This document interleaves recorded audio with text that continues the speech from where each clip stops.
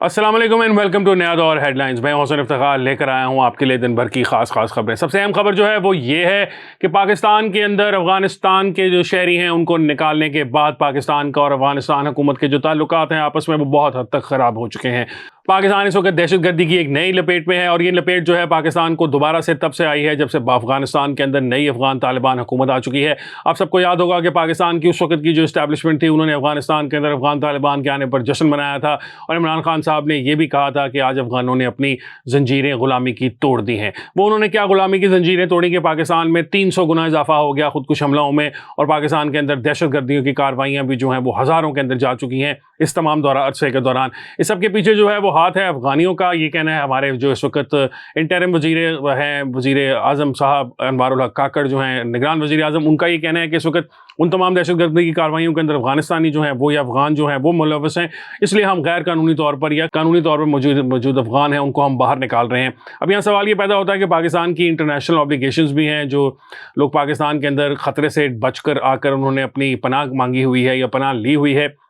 और जिनके पास कोई डॉक्यूमेंट्स हैं हम उनको तो बाहर नहीं निकाल सकते। यकीनन इस वक्त जो हालात हैं वो इस तरह के हैं कि चूँकि पाकिस्तान का डेटाबेस कोई इस तरह का नहीं है तो जो लोग भी अफगानी गिरफ्तार किए जाते हैं उनको बाहर वापस भेजने की कोशिश की जाती है और फिर जाके रिटर्न जो उनके सेंटर्स हैं वहाँ जाके पता चलता है कि ये जो अफगानी हैं इनके पास या तो ओरिजिन कार्ड है पाकिस्तान का या इनके पास पाकिस्तान के अंदर रहने के लिए रेफ्यूजी के कागजात हैं। उन लोगों को बिल्कुल नहीं निकाला जाएगा और बिल्कुल ऑब्वियसली इस वक्त इस बारे में मेरी वफाकी हुकूमत के कुछ नुमाइंदों से बातचीत भी हुई है तो उनका ये बताना है कि उन लोगों को अफगानिस्तान में नहीं भेजा जाएगा जिनके पास पाकिस्तान में रहने के लिए कोई लीगल वर्क परमिट्स मौजूद हैं और जिनको निकाला जा रहा है उनके लिए भी हमारे दरवाजे खुले हैं। अगर वो जाकर अफगानिस्तान के अंदर पाकिस्तान एम्बेसी से वीज़ा लगवा लेते हैं और पाकिस्तान में आने की कोई रीज़न बना लेते हैं तो हम उनको दोबारा से पाकिस्तान में आने देंगे। इस वक्त जो इंटरनेशनल तंजीमें हैं ह्यूमन राइट्स की वो बहुत ज़्यादा शोर डाल रही हैं। उनका ये कहना है कि अफगानिस्तान के अंदर बहुत सारे ऐसे लोग थे जिनकी जान को तालिबान के आने के बाद खतरा था और वो पाकिस्तान भागकर आ गए थे। अब पाकिस्तान हुकूमत जो है अगर उन सब लोगों को वापस भेज देगी तो उनकी जान के लिए खतरा मौजूद होगा। अभी दोनों चीज़ें हैं, एक अफगानिस्तान के जो लोग हैं शहरी हैं पाकिस्तान में गैर कानूनी तौर पर मुकीम, उनकी वजह से पाकिस्तान के सिस्टम पर जो बोझ पड़ रहा है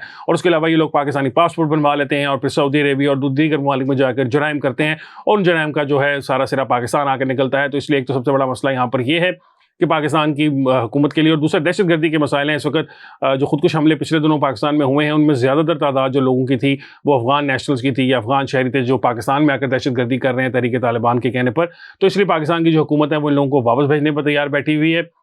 डेडलाइन गुजर चुकी है, क्रैकडाउन शुरू हो चुका हुआ है। इसके अंदर हमारी दरख्वास्त हुकूमत से सिर्फ इतनी है कि सिर्फ उन लोगों को भेजा जाए जो इलीगल यहाँ पर रह रहे हैं, जिन लोगों के पास कोई ना कोई लीगल ग्राउंड्स हैं उनको रहने दिया जाए और उसके अलावा अगर कुछ लोग ऐसे हैं जिनकी ज़िंदगी को वहाँ पर ख़तरा है तो उनको भी क्लियर जो है क्लियर करके उनका भी कोई प्रोसेस करके इस तरह का सारा स्क्रीनिंग का और उसके बाद उनको भी पाकिस्तान में रहने की इजाज़त दी जाए। दूसरी खबर है इस्लामाबाद हाई कोर्ट से, जहाँ पर इमरान खान साहब को रिलीफ देने का सिलसिला जो है वो जारी है। आप सबको पता होगा कि इस्लामाबाद हाई कोर्ट के जो चीफ जस्टिस साहब हैं आमिर फारूक, उनके ऊपर इमरान खान साहब को बिल्कुल कोई एतबार नहीं है और उनकी एक ऑडियो भी एक दफ़ा आपको याद है कि लीक आई थी जिसमें वो मुसर्रत जमशेद चीमा साहिबा से बात कर रहे थे और कह रहे थे कि जस्टिस आमिर फारूक साहब जो हैं वो उनके आदमी हैं यानी कि फ़ौज के आदमी हैं। इमरान खान साहब का कहना था इमरान खान साहब को इस्लामाबाद हाई कोर्ट के अंदर वो जजेस सूट करते हैं जो इमरान खान साहब के हक़ में फैसले दें और मियाँ गुल हसन औरंगज़ेब साहब जस्टिस साहब जो हैं वो आगे हैं इमरान खान साहब के दिफा को। उनके साथ सुमन रिफत साहिबा भी थी। 2 रुकनी बेंच है उसने इंट्रा कोर्ट अपील जो थी पहले इस्लामाबाद हाई कोर्ट के चीफ जस्टिस की सरबराही में फैसला कर दिया गया था कि इमरान खान साहब का जेल के अंदर जो अडयाला के अंदर ट्रायल है वो बिल्कुल लीगल है।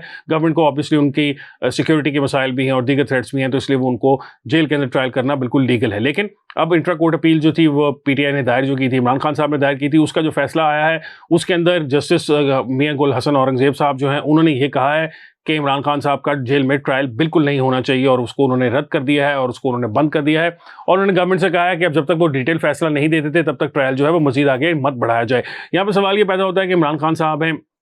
साबिक़ वज़ीर आज़म है पाकिस्तान के और बारहा कह चुके हैं कि उनकी जान को ख़तरा है। तो ऐसी सूरत हाल में जबकि उनकी जान को ख़तरा है तो क्यों उनको लाकर जेल से और अदालत से जेल का वापस आने जाने का जो रोज़ का काम है वो अदालत शुरू कराना चाहती है। इस बारे में हमें कुछ समझ नहीं है। ऑब्वियसली मियाँ गुल हसन औरंगज़ेब साहब जो हैं उन्होंने पिछले दिनों एक केस की समाअत के दौरान ये भी कहा था कि पूरा का पूरा मुल्क जो है वो नवाज शरीफ के इस्तकबाल के लिए तैयार बैठा हुआ है। आप लोग भी जाकर नवाज शरीफ का इस्तकबाल कर लें। एक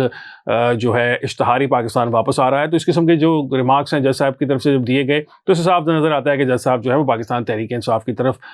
थोड़ा सा टिल्ट रखते हैं या उनको पाकिस्तान तहरीक-ए-इंसाफ से काफ़ी मोहब्बत है, इसलिए उन्होंने इमरान खान साहब को एक और रिलीफ दे दिया है। अब सवाल यहाँ ये पैदा होता है कि इमरान खान साहब के ऊपर सिर्फ एक साइफर केस तो नहीं चल रहा, इमरान खान साहब के ऊपर तो अब यकीनन नैब की इंक्वायरियाँ भी हैं और नैब ने भी उनका रिमांड मांगा है जेल हुकाम से, और उनके पास नैब के पास लोअर जो कोर्ट है अकाउंटेबिलिटी की उसके कागजात भी हैं। तो क्या होगा आने वाले दिनों में? क्या नवा इमरान खान साहब जो है इन तमाम जेलों के तमाम अदालतों में पेश हुआ करेंगे जेल से निकलकर, या सिर्फ साइफर केस की हद तक कि उनको रिलीफ दिया जाएगा? और सवाल यहाँ पर यह भी पैदा होता है कि जो साइफर है उसके अंदर गवर्नमेंट ने तमाम जो लीगल तरीकाकार थे वो पूरे किए, जैसा आपका ये कहना था कि जो आप मेलिफाइड इंटेंशन के साथ आपने सारा कुछ किया। अब सवाल यहाँ पर यह पैदा होता है कि जज साहब जो हैं